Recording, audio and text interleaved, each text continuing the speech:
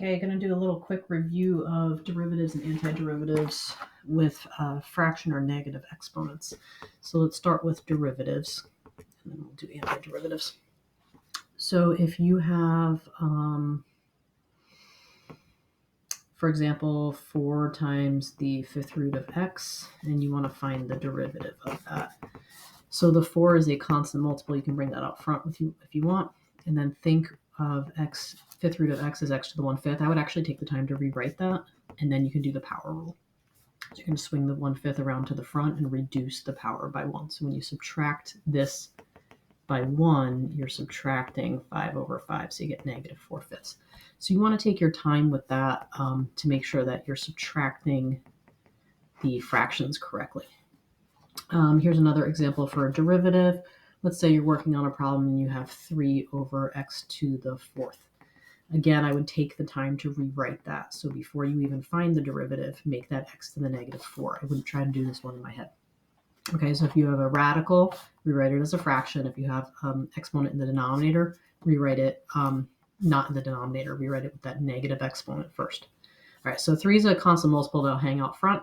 We're going to swing the negative 4 around and reduce the power by 1. Again, take your time with that. When you reduce negative 4 by 1, you get negative 5, not negative 3. All right, and you can leave it like this, or if you want, you can put it back like that. Let's do 2 more here. Let's say we're working on a problem and I have 1 over 5x to the 2nd, and I want the derivative of that. Okay, the constant multiple there is 1/5, and then you have times 1 over x squared. So you don't have to write out all these steps, but what you do want to do is make sure you're at least writing out that it's x to the negative 2. So it's 1/5 and then the x to the negative 2. So we're going to swing the negative 2 around, reduce the power by 1. And again, you can rewrite this if you want. That's supposed to be a negative 3. Let me rewrite it. Negative 2/5 x to the negative 3, or if you want negative 2 over 5x to the 3rd. There's a similar problem that we had on a test where a lot of people move the 5 up top. This 5 lives in the denominator. You have to make sure it hangs out in the denominator even when you bring the x squared out of the denominator. And here's one more in this style. Let's find a derivative when we have 7 over square root x. Okay, again, so this one actually has everything in it because we have the constant multiple. And then what we want to do with the square root of x is we want to think of it as x to the 1/2. Now, I don't want to try to find the derivative while that's in the denominator. So what we want to do is bring that up top. So 7 stays there, and this becomes x to the negative 1/2. I have not found the derivative yet. The 7 is going to hang out front. I'm going to swing the negative 1/2 around, reduce the power by 1. Again, careful with that. When you reduce negative 1/2 by 1, you get negative 3/2. And I'm going to leave the answer just like that. You have a lot of variations you can do, but that's where I'm going to leave it. Okay, so that's practice with derivatives.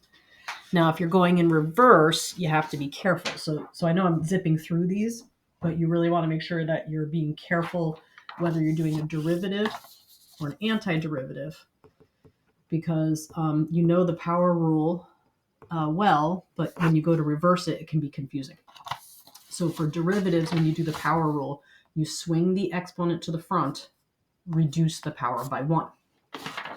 When you're doing antiderivatives, I'll use the integral symbol to represent that. What you'll do here is you'll increase the power by 1 and then divide by that number. Don't forget the plus c. So if you want to find the antiderivative of x to the 2/3, you're going to increase that power by 1. So I did 2/3 plus 1, or 2/3 plus 3 over 3. And then you're dividing by the new exponent. You can write down that process if you want.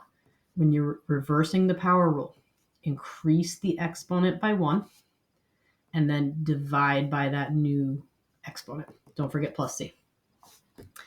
All right, so a couple more antiderivatives. So if you're working on something with a radical, what you want to do here is rewrite that as a fraction. So when you increase the power by 1 and then divide by the new exponent, you're all set. And if you have something in a denominator, so let's say you have 3 over x to the 4th, again, before you even find the antiderivative, rewrite that. Do not try to find derivatives or antiderivatives when you have that in the denominator. Move that up. And then you can increase, I'm going to leave the constant multiple out front, increase the exponent by 1, divide by the new exponent. So what I'm going to get here is negative 1 times x to the negative 3. And again, lots of ways to write that, but that's the process. And let's have just one more. Let's say that we have the antiderivative of 1, actually I'm going to do 2 more. The antiderivative of 1 over cube root of x.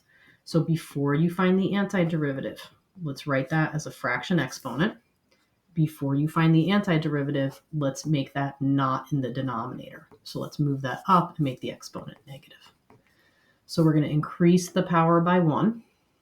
It's going to be 2/3, and then divide by the new exponent. Oops, don't forget the plus c, like I forgot in the last one. Don't forget the plus c when you're doing an indefinite integral.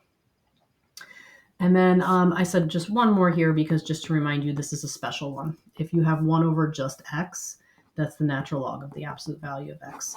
And if you try to reverse the power rule on that, so if you try to rewrite this as x to the negative 1, you'll catch yourself, because if you try to reverse the power rule, you'd be adding 1 to the exponent and then dividing by the new coefficient. That's not going to work out for you because you have 1 over 0 that's undefined.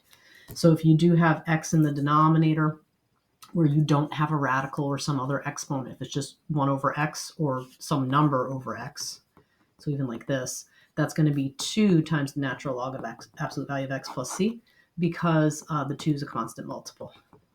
Okay, and again, I know I zipped real quick through this, but I figure you could slow it down, rewatch it.